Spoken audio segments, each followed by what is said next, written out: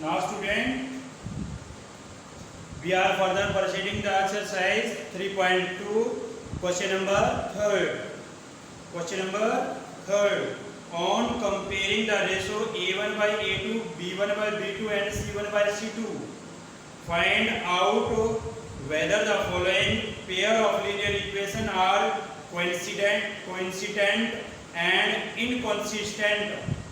तो ये आपको पहले से ऑलरेडी पता होना चाहिए कि कौन से कंसिस्टेंट होते हैं और कौन से इनकंसिस्टेंट होते हैं। A1 by A2 equal B1 by B2 not equal हो तो क्या होते हैं? यूनिक सॉल्यूशन होते हैं। समझ आई बात? Second, A1 by A2 equal B1 by B2 equal C1 by C2 not equal, तो ये होते हैं no solution. A1 by A2 equal B1 by B2 equal C1 by C2 infinite many solution. ये हमारे तीन सॉल्यूशन, तीन तरह के सॉल्यूशन होते हैं।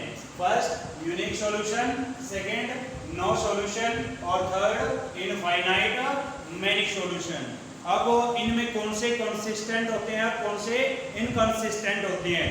तो आपका जो नो सॉल्यूशन है वो इनकंसिस्टेंट होता है,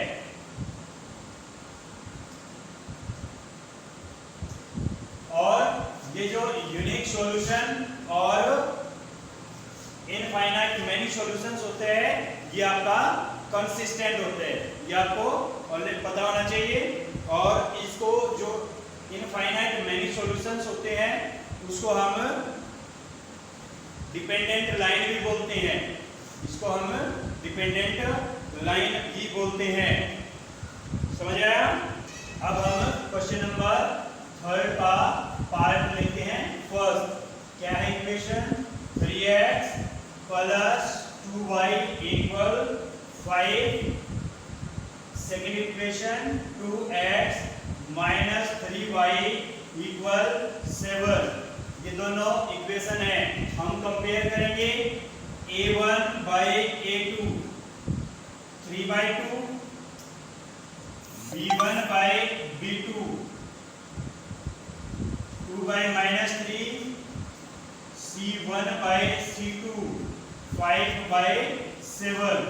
यहाँ पे देखिए जो आपका A1 बाई A2 है क्या वो B1 बाई B2 के इक्वल है? चेक कीजिए। A1 बाई A2 3/2 है और ये 2/3 है, नॉट इक्वल है। और नॉट इक्वल है तो क्या होगा? Unique solution. यूनिक सॉल्यूशन के लिए क्या होते हैं? कंसिस्टेंट होते हैं। ओके, अब सो द लाइन्स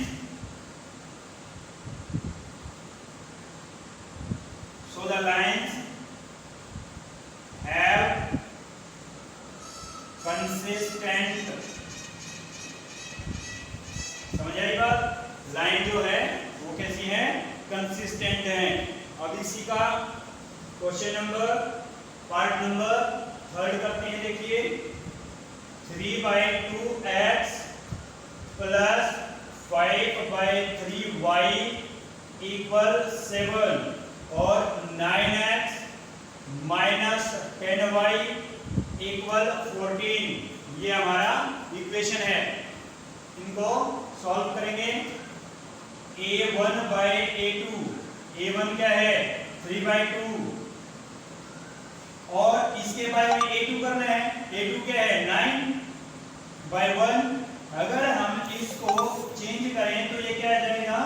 1/9। समझ आई? ये समझ आया ना?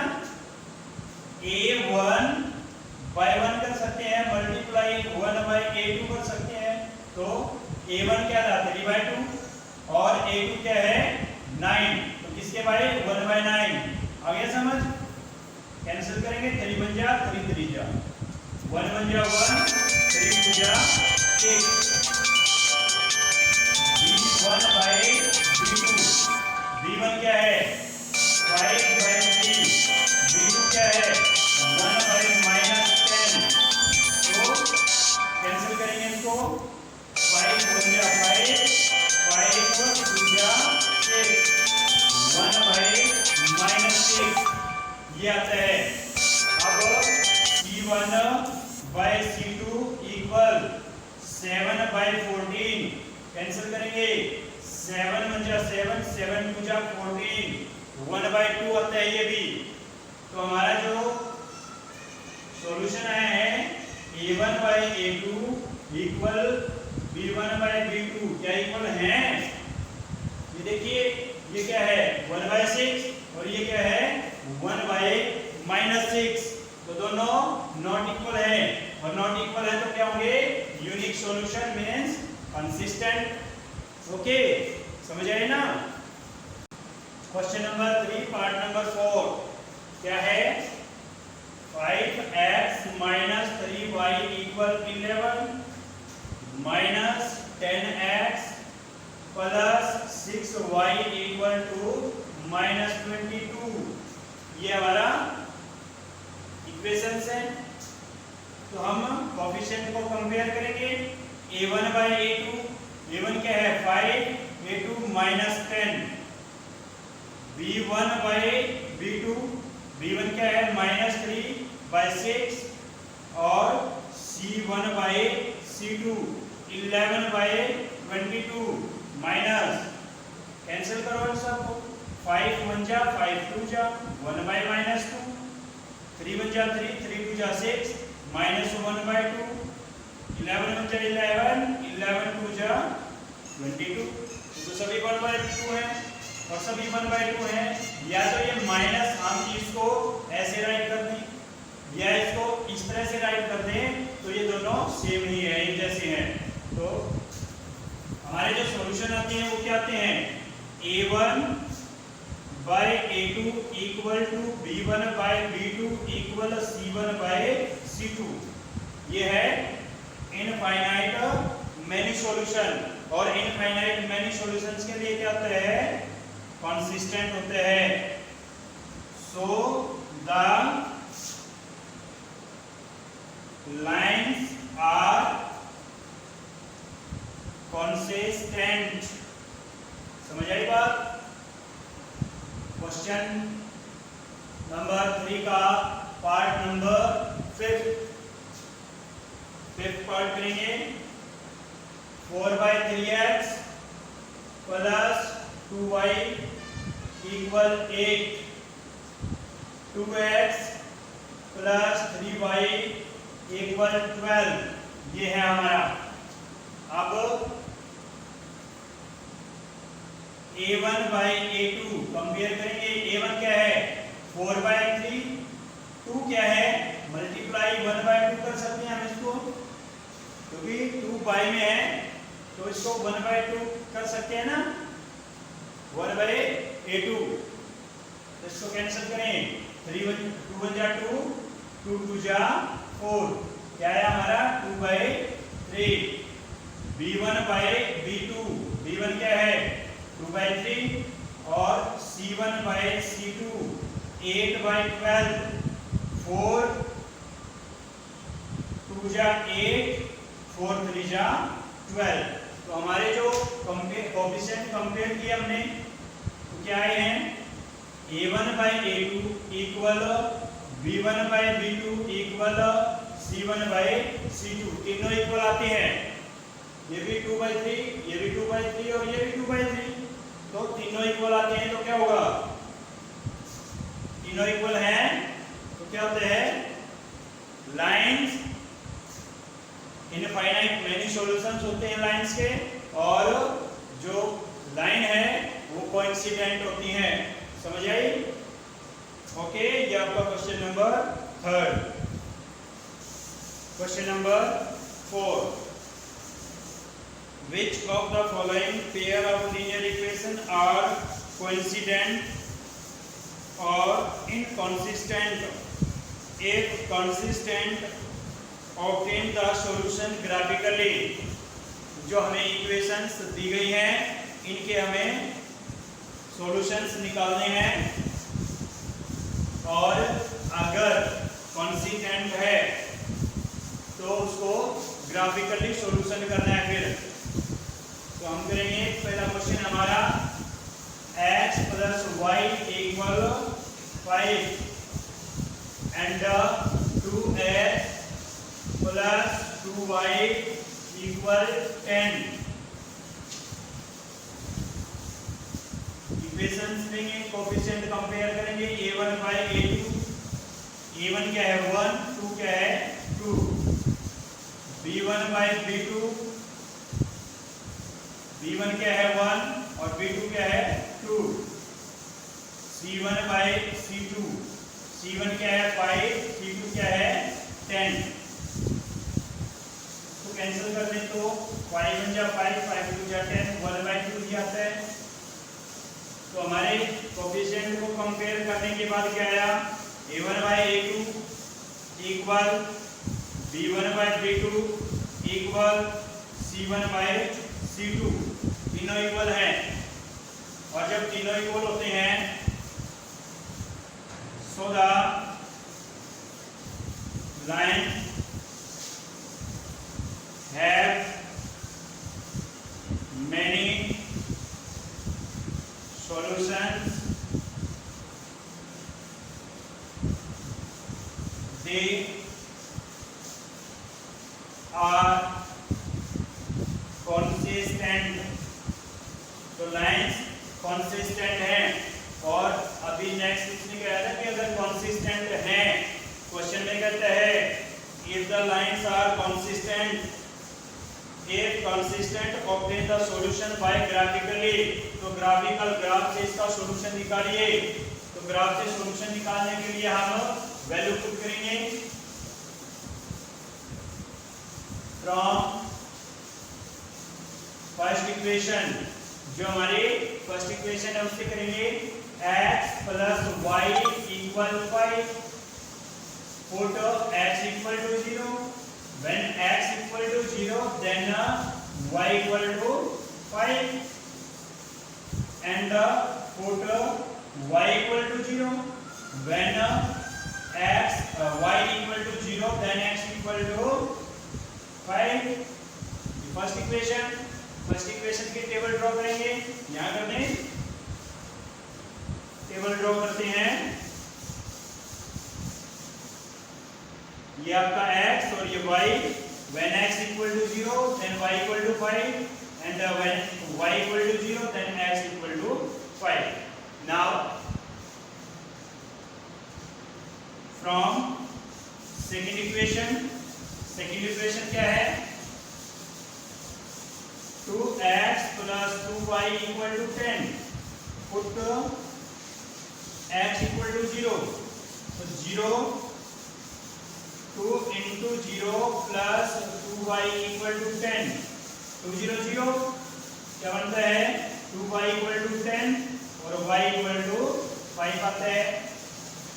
2 से डिवाइड करने के बाद और ये हमारी सेकेंड इक्वेशन की टेबल ड्रॉ करेंगे। when x and y, when x equal to 0 then y equal to 5।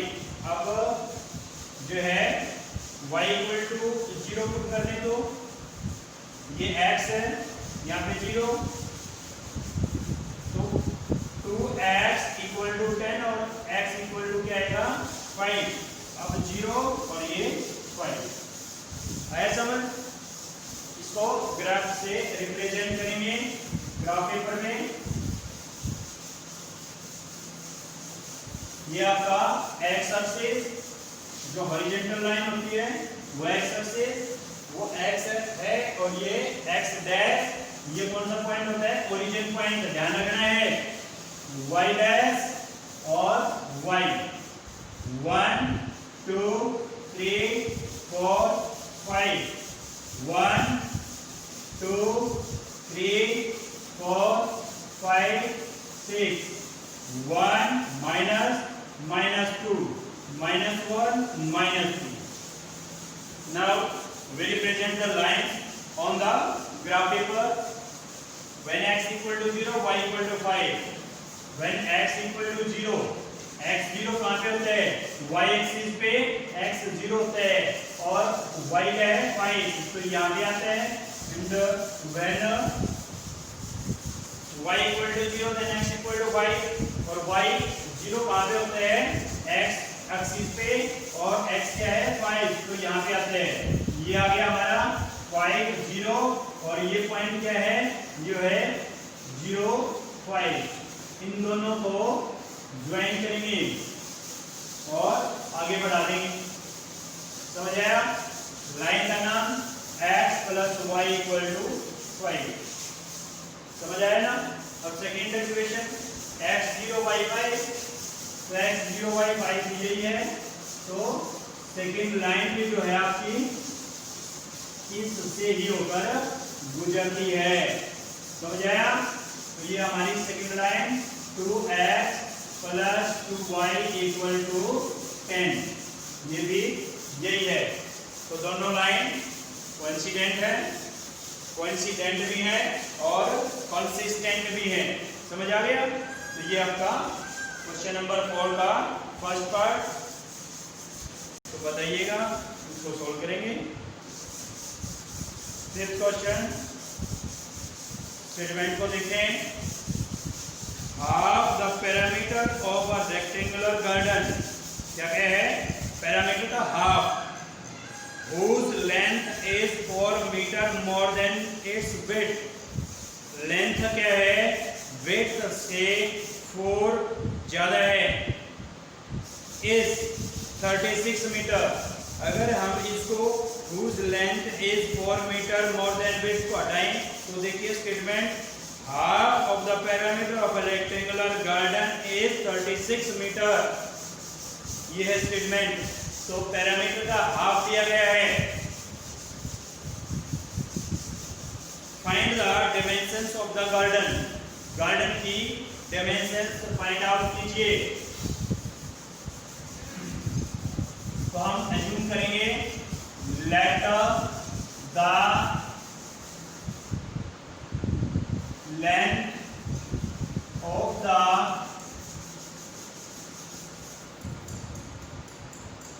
rectangular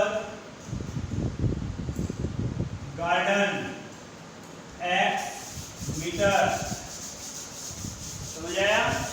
और let the width of the rectangular garden y metre. Question में स्टेटमेंट में क्या कहता है?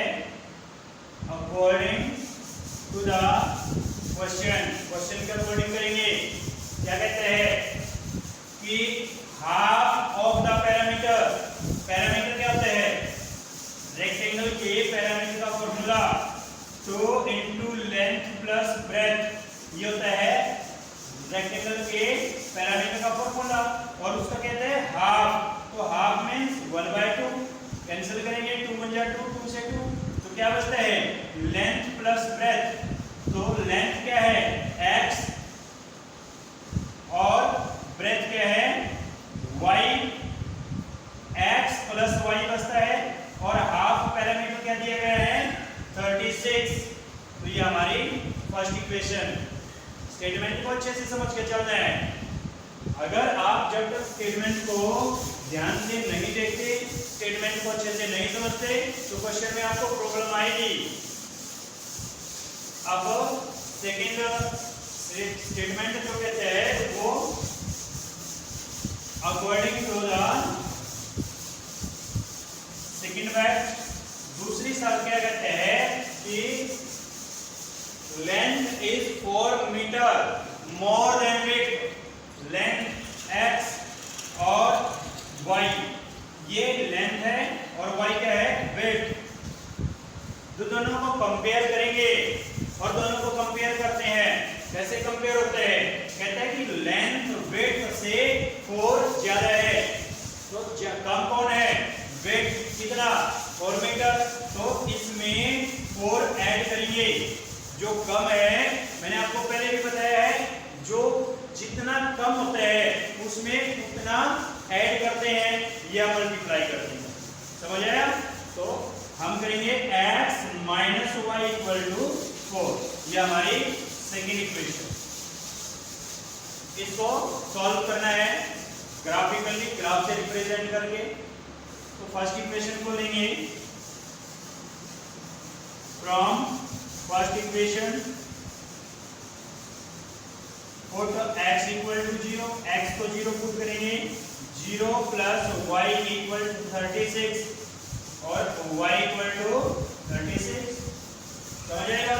अगर आप वैल्यू कम करना चाहते हो, यहाँ पे कुछ ये चाहते हो कि थोड़ा कम आए, तो हम यहाँ पे और कुछ पुट कर सकते हैं। मान लीजिए 10 पुट किया आपने, तो 10 पुट किया तो 36 इस 10 को दूसरी तरफ लेके गए -10, तो y इक्वल टू क्या बनता है आपका 26 आता है।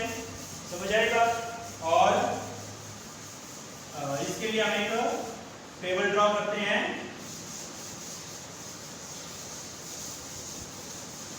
ये x y, when x equal to 10 then y equal to 26। समझ आया? और अगर हम यहाँ पे और कुछ पुट करें, मान लीजिए x में 20 पुट करता हूँ, तो 20 यहाँ पे पुट करेंगे तो y क्या आएगा 20 प्लस y इक्वल टू 36 और y इक्वल टू 36 इस 20 को दूसरी तरफ लेके गए और y क्या आया 16। जब हमने x की जगह 20 पुट किया, when x equal to 20 then y equal to 16। समझ आया? ये फर्स्ट इक्वेशन थी हमारी। अब from second equation, from second equation, second equation क्या है x minus y equal to 4, x minus y equal to 4। अब पुट करेंगे, put x equal to 0, 0 minus 4 equal to 0 minus y equal to 4। अब minus y equal to 4 and y equal to, ये minus दूसरी तरफ गया -2। समझ आया ना? अब पुट करेंगे y इक्वल टू 0, इसमें y इक्वल टू 0 पुट किया, x माइनस 0 इक्वल 4, तो x क्या आया 4। टेबल से रिप्रेजेंट करेंगे, when x और y, जब when x equal to 0 then y equal to -4 and when y equal to 0 then x equal to 4। समझ आए ना? कोई प्रॉब्लम? ओके, अब ग्राफ से रिप्रेजेंट करेंगे। Next point, x equal to 20, y equal to 16, x equal to 20 और y equal to 16। यहाँ पे आते हैं, इन दोनों को ज्वाइन करेंगे